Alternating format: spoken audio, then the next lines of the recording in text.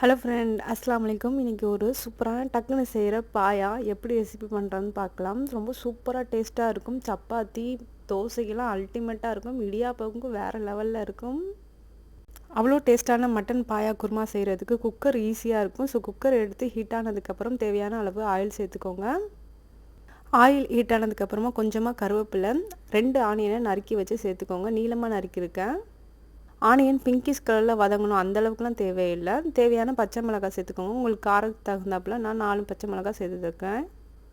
தேவையான உப்பு சேர்த்து நல்லா வதக்கிட்டு ஒரு பெரிய சைஸ் தக்காளியை நல்லா கட் பண்ணி வச்சுருக்கிறேன். அதை இதில் சேர்த்து நல்லா மிக்ஸ் பண்ணி விட்டுக்கலாம்.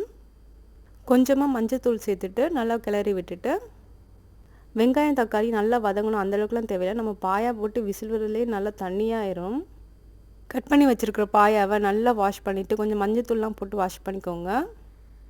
பாயா சேர்த்து மிக்ஸ் பண்ணதுக்கப்புறம் தேவையான தண்ணி, கொஞ்சமாக தண்ணி சேர்த்துக்கோங்க, ரொம்ப அதிகமாக சேர்க்காதீங்க. பாயா வேகிறதுக்காக 2 கப்பு தண்ணி சேர்த்துக்கோங்க. நான் ஒரு ஆட்டுக்கால் பாயா எடுத்துருக்கிறேன். அதுக்கு இந்த அளவுலாம் தேவையானதாக இருக்கும். 1 டீஸ்பூன் ஜிஞ்சர் கார்லிக் பேஸ்ட்டு சேர்த்துக்கோங்க. ஃபஸ்ட்டே வதக்கணும்னு அவசியம் இல்லை. Ginger garlic paste cooker whistle விடுறப்பயே நம்மளுக்கு நல்லா ஸ்மெல்லாம் போய் சூப்பராக இருக்கும். நீங்கள் எடுத்துருக்கிற பாயா எந்த அளவுக்கு வேகுமோ அந்தளவுக்கு விசில் அடித்து எடுத்துக்கோங்க. 8லேருந்து ஒரு 10 விசில் வரணும். அப்போ தான் பாயா நல்லா வேகும், சாஃப்டாக குக் ஆகும்.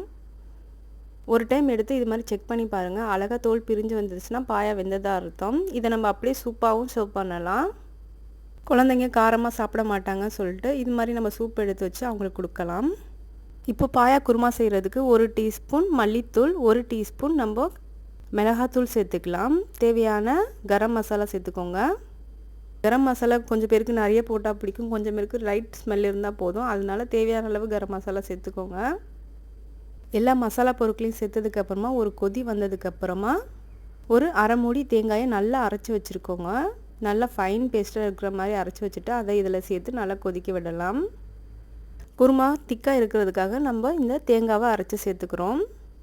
உங்களுக்கு தேங்காய் அப்படியே போட இஷ்டம் இல்லைன்னா தேங்காய் பால் கூட நீங்கள் சேர்த்து குருமா செய்யலாம். அதுவும் ரொம்ப டேஸ்ட்டாக இருக்கும். நல்லா மிக்ஸ் பண்ணி ஒரு கொதி வந்தால் நம்மளுக்கு சூப்பரான பாயா ரெடி ஆயிரும். தேவையான கொத்தமல்லி தூளை நம்ம தூவிக்கலாம். அந்த கொத்தமல்லியை சேர்க்குறப்பே ஒரு சூப்பரான வாசனை வரும் பாருங்கள், அந்த அளவுக்கு ரொம்ப நல்லாயிருக்கும். அவ்வளோதான், நம்மளுக்கு சூடான சூப்பரான பாயா ரெடி ஆயிடுச்சு. இந்த பாயா குருமா ரொம்ப டேஸ்ட்டாக இருக்கும். இதே மாதிரி அளவில் ட்ரை பண்ணி பாருங்கள். ரொம்ப சிம்பிளாக டக்குன்னு செஞ்சிடலாம், ரொம்ப டேஸ்ட்டாக இருக்கும். இந்த ரெசிபி ட்ரை பண்ணிவிட்டு எப்படி வந்ததுன்னு கமெண்ட் செக்ஷனில் கமெண்ட் பண்ணுங்கள். யாருக்கெல்லாம் இந்த மட்டன் பாயா குருமா ரொம்ப பிடிக்கும்னு கமெண்ட் செக்ஷனில் கமெண்ட் பண்ணுங்கள். உங்களுக்கு இந்த ரெசிபி வீடியோ பிடிச்சிருந்தா லைக் பண்ணிவிட்டு சப்ஸ்கிரைப் பண்ணி வச்சுக்கோங்க. அப்போ தான் நான் போகிற ரெசிபி வீடியோலாம் டிக்டாக்னு உங்களுக்கு வந்துக்கிட்டே இருக்கும். Thank you friend.